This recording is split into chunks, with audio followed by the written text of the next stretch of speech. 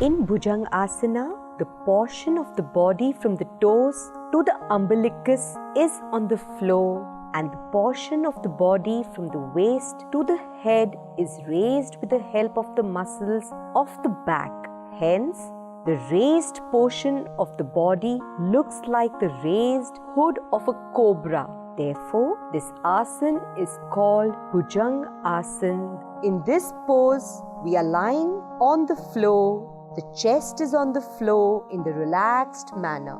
Keep the hands by the side of the body, face in the either side. Keep the legs at a distance and be comfortable and totally relaxed.